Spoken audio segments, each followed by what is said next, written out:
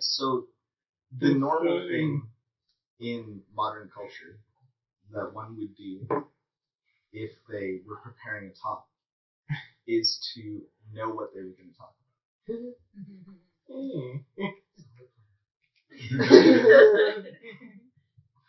And I'm not so interested in doing that tonight. And I feel fear about that. I feel really scared about that. And I also feel happy about it. Because the unknown is a different kind of space that can work as a resource. So there's many different resources that we can draw upon in creating things and creating possibilities. There's, we can create from our minds.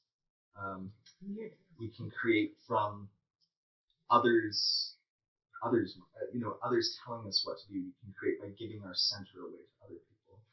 But the unknown is this other resource that's really in modern culture is not trusted.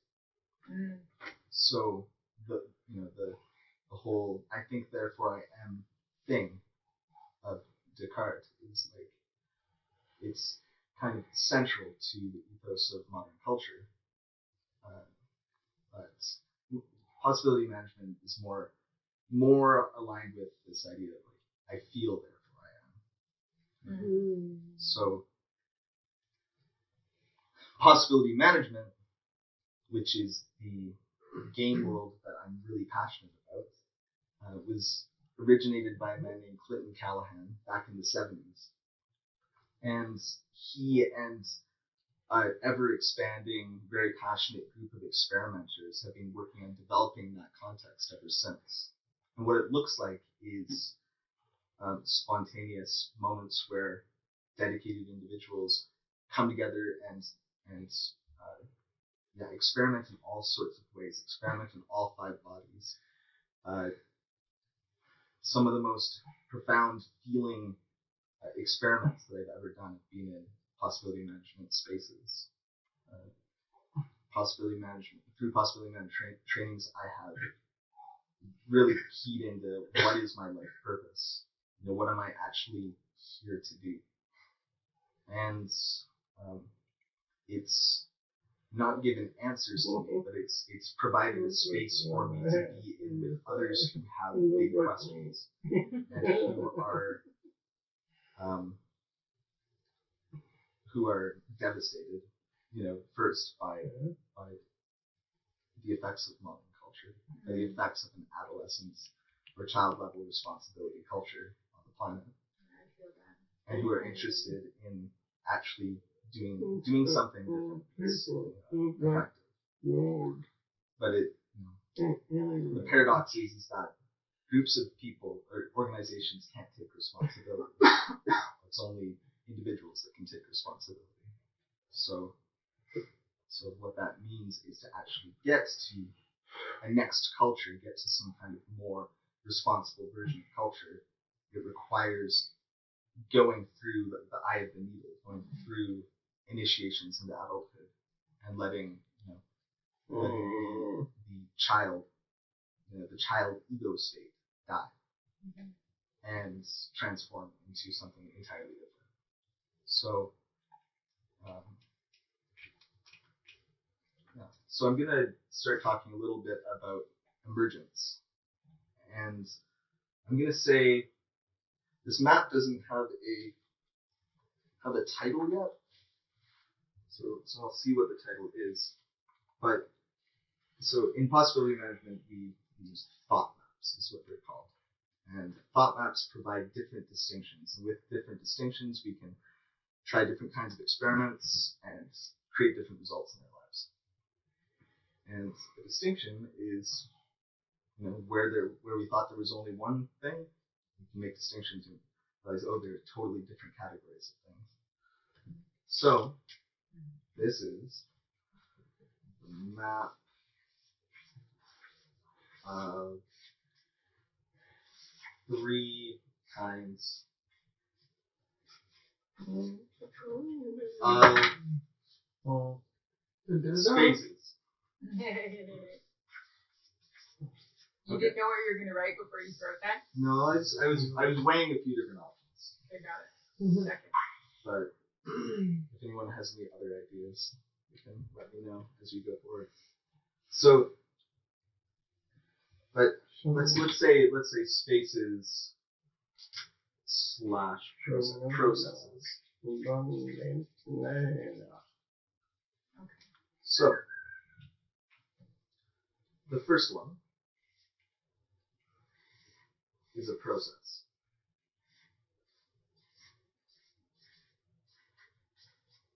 Who went to school in the room? Okay, yeah, everyone's raising their hands. And was anyone homeschooled? No one was homeschooled in the room. Sorry to hear that. I wasn't either. No, both my parents were teachers, actually. Yeah. My dad was a teacher in the Calgary school board. Well, both in the Calgary school board. My dad was an outdoor education teacher, so he was kind of a pirate teacher. And he started doing outdoor ed before outdoor ed was a thing, back in the kind of Wild West days.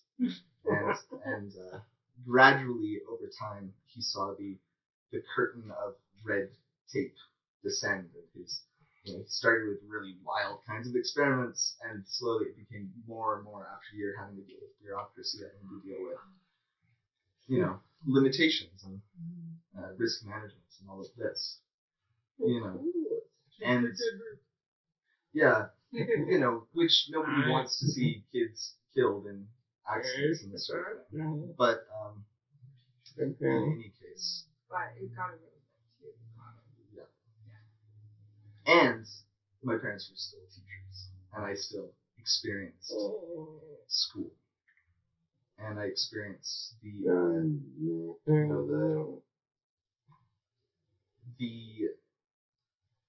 dedication that my teachers had to getting me to know things and getting me to follow from point A to point B and learn this amount of data so I could answer correctly on a page. And so a process is kind of that kind of experiment, or that kind of experience that one might lead another through.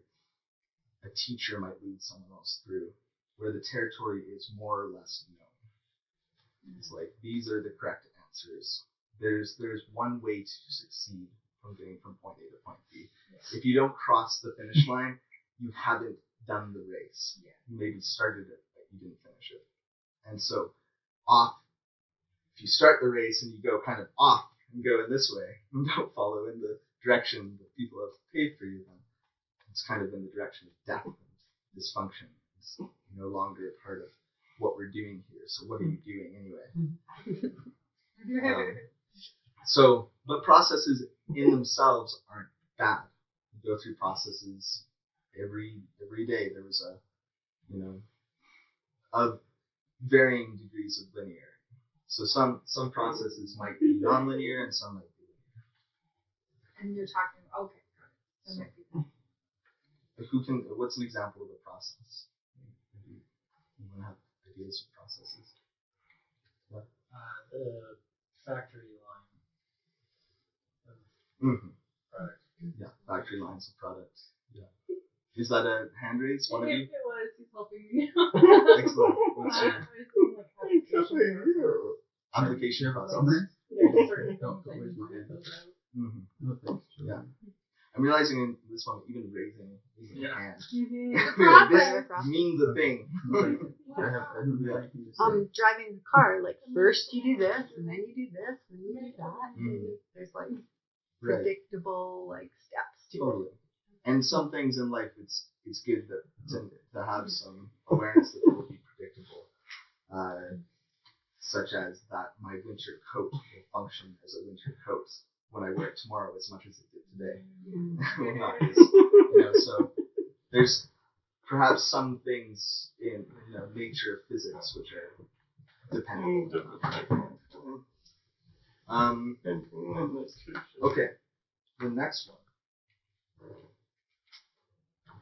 is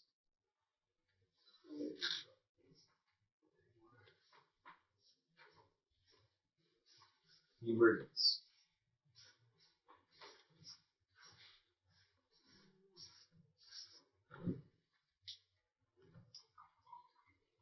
And so what is emergence? What does that bring up? Like more spontaneous. More spontaneous. That's what I get.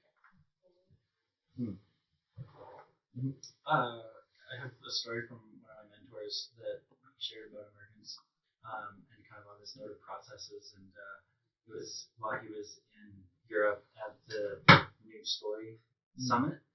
So it was literally hundreds of people from all over the world that were ready to live a new way, to kind of figure out what that was. So there was a lot of scheduled stuff, and a lot of free time. But one of the things that they did, so they had this big board where everyone had submitted workshops that they wanted to do, and they had laid out this whole like schedule for everything. So him and a couple other people in the middle of the night went and rearranged all of it. And the next morning they came out and everybody was standing around like freaking out, like, what's going on? Like, we made our plan, And so the story was showing how even in that moment with all those people like, oh, what's going to emerge? What are we going to do? The default process was to fall to the authority figure, the people who had organized it, to look to them and go, what do we do?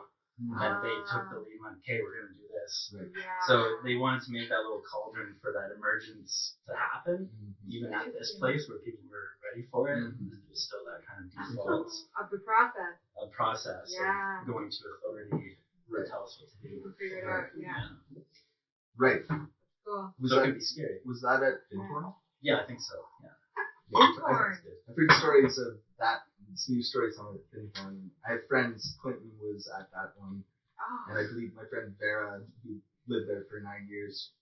Clinton and Vera and I were just down in Brazil together, so some stories.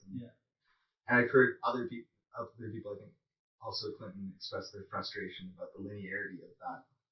Which is so interesting to hear. The new story summit, and it's a sense of expansiveness and it's so linear. Right? Default. Yeah. So I find it reassuring and forgiving though for us trying to make moves into this direction. That when we get everyone together, it's like, hey, we're ready to do this. There's still Order. little steps in building, kind of that. Yeah. In a way, it's safe. And that's what I would call that conscious use of gremlin. More conscious around somewhere on the scale between conscious and unconscious use of gremlin. So gremlin is the name we give to impossibility management, the part of the self that's sort of the accumulation of all sorts of unconscious motivations. It's the king or queen of your shadow world, of your underworld.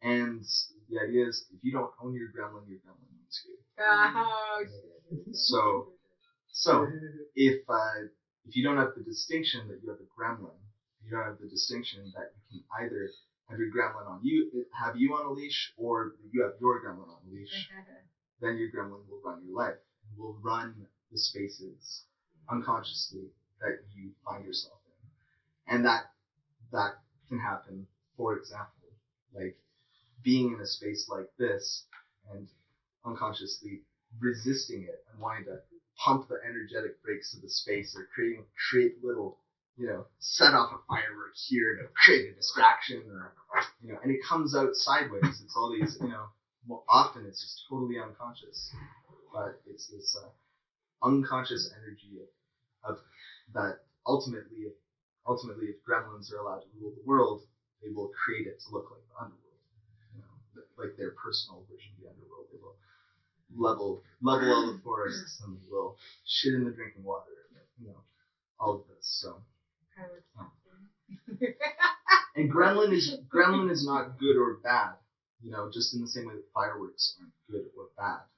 But there's the image of kids on the 4th of July going in with a big box of fireworks and just setting the neighbor's bush on fire and this sort of thing. It has the potential for incredible destruction, but it can also fireworks can create beautiful displays. So at Fintorn, for example, that sounds like it was a moment where they didn't burn the place down, but they created a little bit of chaos, and it led to the possibility of new life. And they were also using deceptiveness and subversion, all these things that can be used to totally like destroy communities if they're left to be, just to run on their own regard. But the result of that was a certain kind of emergence. So if you have your gremlin consciously at your side, on a leash, it's not about punching your gremlin. It's about feeding your gremlin consciously food that it likes so that you build a relationship. Then you can give your gremlin conscious tasks, like go and well, it might be in the moment, it might be actually destroying a space that's totally not functioning. Like if abuse is happening in some way, you're like no. It's like using your anger consciously and being totally unreasonable to stop that thing from happening. Because there are certain ways of behaving which are abusive, which are not so outside of the context of responsibility that to let them go on is as irresponsible as enacting it yourself. So, so in terms of emergence, emergence, like in that example with Findhorn, I'm sure that there were people who quickly took the reins, as quickly as possible. But for that moment there, in a brief moment, nobody was in control. And emergence is sort of the essence of like nobody's in control. It's just emergence is just happening. And is that where the emergency word I'm comes wondering, from? I was just thinking that. Disasters, injuries, like emergencies. Like nobody It's knows. unknown. Yeah. I noticed some emerging. Well, ideas emerging. Well, I mean, there can be multiple ways of looking at the same words. But I think it's a great example to draw that parallel because, what do you do to prepare for an emergency? You can't know what's going to happen. You can witness it's happening. You can prepare yourself. So as a possibility manager, I came in with the intention to hold space for emergence. So when I first walked in, there's something happening. I don't know what it is. I'm alright with that, and I'm going to witness what's happening. I'm going to let it emerge, but I didn't take ownership of the space. This is not my space to take ownership of, but I held space, at least in my own personal level, and held space for the moments of contact and interaction that I shared with individuals, and then made contact with the space here that Nicole began to open up with, and I invited the possibility of doing word talk. So in that way, I switched from, at least in one way of looking at it, I negotiated the walking over the bridge from one kind of process to another. Does that make sense? Yeah. You didn't come here with an agenda per se. Yeah. Which is a process. You allowed that. And so these are, I point this out because this is you might see either in your leadership, if you are stepping forward as a leader in your community, or in witnessing others' examples of leadership, this bridging between different kinds of processes happening mostly unconsciously. Or there might be people who are doing it very skillfully, but you might not be knowing exactly how they're doing it, right? And so I'm wanting to point out some of the invisible options that you have to do this consciously. Toto does it. He does workshops, and that's how he does it. He flows. He has an idea, sometimes resources to pull from, and a lot of it flows as he allows the space to create itself, basically. Mm-hmm. Cool. Yeah. Do you want to say anything on that? Foreplay. That's a little bit of mindful creation. He makes a joke. He goes, "Welcome to Total Workshop, where I trick you into teaching yourself." So I mean, I'm hearing different things in that kind of response because again, it's like the poor planning thing. I mean, that might be true, and also it might be an artifact of schooling that says, there's a way to do things and a way not to do things. So I don't know what's real for you. Poor planning is a joke. Yeah, it doesn't. It is allowing different components to come together to kind of be an example of we come together with Mm-hmm. with the moment of connectivity to what happens next. Mm-hmm. And giving in the artful as I would use the agency to people in the circle to co-create. Mm-hmm. Right. Yeah. And so you're offering people options that they've never been offered before, maybe. Basically, yeah. Like when was, I don't know, did any of you experience in school your teacher saying, so this is the plan I have for today. Who wants to help add in ideas? Does anyone else want a flip chart marker? How often help me out here? So it's and in that way you're holding space for possibilities which are not on the menu in modern culture. So you're kind of adding a page on the menu and writing your own thing and inviting people into that space, which in itself is a magic act. Totally. So Yeah, I've done a number of workshops that are more emergent like that too, and people would often give feedback like, "Oh, I'm so used to coming in and having like, here's your 12 steps, and like this is what we're going to cover in the workshop." Mm-hmm. And just that idea alone being so outside of their box, and because I feel like the mind wants that kind of list of something to grab onto, and associate, and then it's like when it's way more free flow, and like we're not really sure what's going to emerge between everybody that's here, and maybe they want to talk about this, but I had idea to talk about that, so that the whole thing changes. Yeah. And part of I wanted to negotiate too for tonight to be not totally emergent, but to consciously introduce a bit of structure, some agreement to stay in the space, because there are things if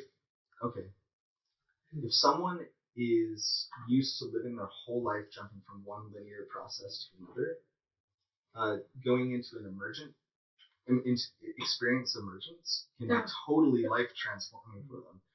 It can be terrifying. It can put them in touch with existential angst. Totally I uncomfortable. mean, what's a disaster, right? Like, what is happening in Australia right now with the fires? Like, how many people are like? How is that not emergence, right? We nobody knows what's going on, right? And it's terrifying.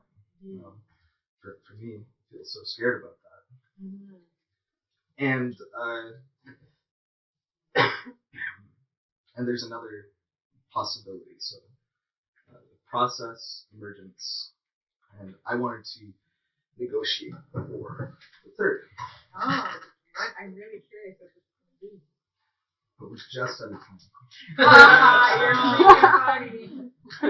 That's in the next workshop. Out in my book. Oh, shut it out. Oh my gosh. Is it that time? No. Curious as to what time it is. It's at 8:04, so we can. 26 minutes. This is an emergent workshop. Emergence again.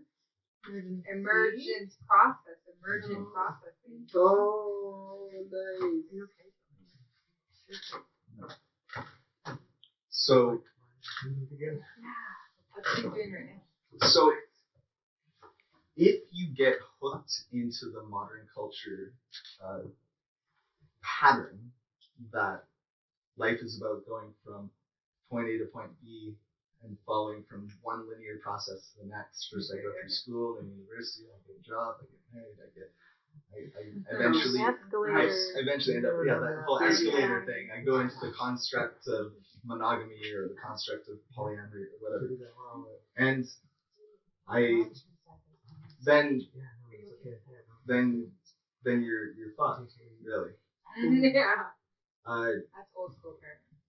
And if you get hooked into the idea that process is evil, that linearity is evil and should be done away with, and we'd always just be in emergence and flowing all the time, then I think you're also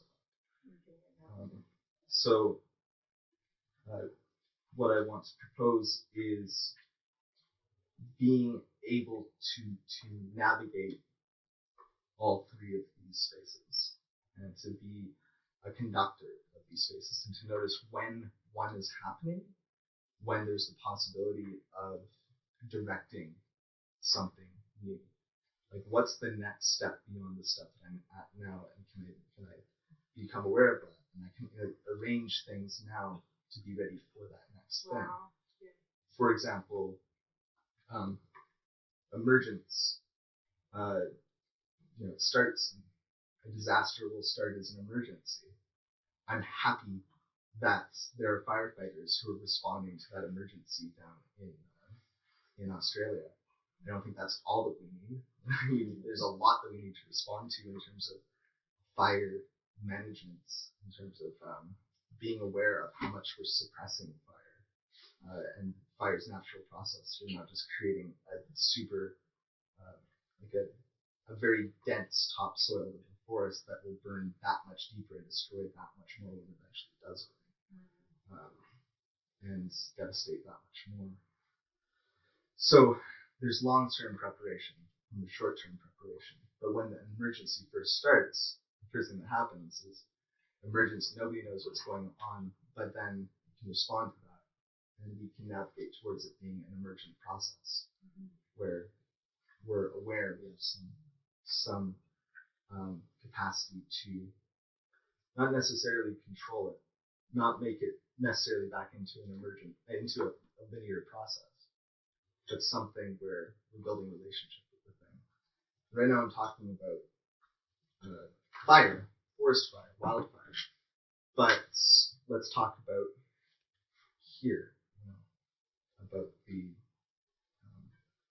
the wildness of an open space of emergence. I heard Nicole say that a lot of you spend most of your time working in situations where you're just inundated with linear processes, and it's just you're living in this kind of dead game mode, and there's no space to just be in your free expressive self. It's so common in alternative cultures to live in that sort of